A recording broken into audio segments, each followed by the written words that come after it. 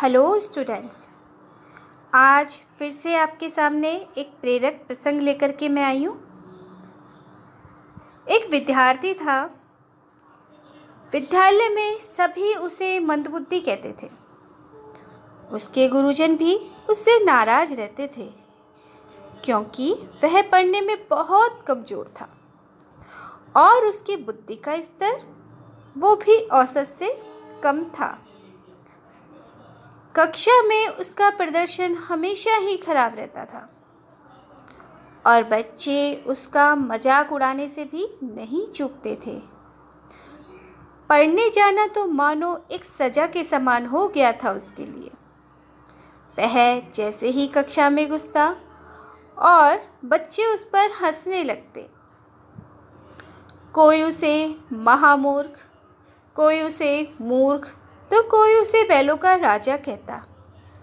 यहाँ तक कि कुछ अध्यापक भी उसका मजाक उड़ाने से बाज नहीं आते। इन सब से परेशान होकर उसने स्कूल जाना ही छोड़ दिया। अब वह दिन भर इधर उधर भटकता रहता और अपना समय बर्बाद करता रहता। एक दिन इसी तरह वह घूम रहा था और घूमते घूमते उसे प्यास लगी। वह इधर उधर पानी की खोज में निकल गया। अंत में उसने एक कुआं देखा। वह वहां गया और कुएं से पानी खींचकर अपनी प्यास बुझाई। अब वह बहुत ही थक चुका था, इसलिए पानी पीने के बाद वहीं बैठ गया। तभी उसकी नज़र पत्थर पर पड़े उस निशान पर गई जिस पर बार बार कुएं से पानी खींचने की वजह से रस्सी का निशान बन गया था।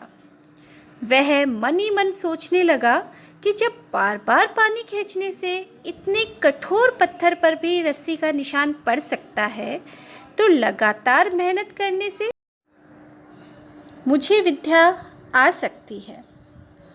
उसने यह बात मन में बैठा ली और फिर से विद्यालय जाना शुरू कर दिया। कुछ दिन तक लोग उसी तरह उसका मजाक उड़ाते रहे, पर धीरे धीरे उसकी लगन देखकर अध्यापकों ने भी उसका सहयोग करना शुरू कर दिया। उसने मन लगाकर अथक परिश्रम किया।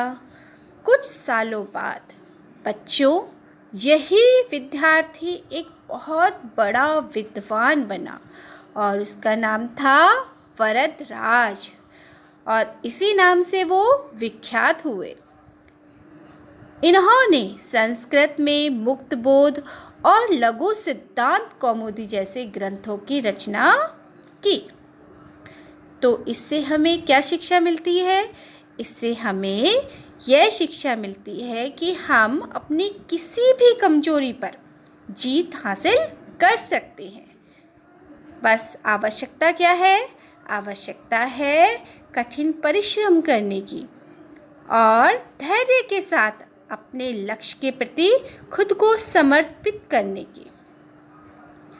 तो इसी के साथ आज का प्रेरक प्रसंग समाप्त होता है। नमस्कार।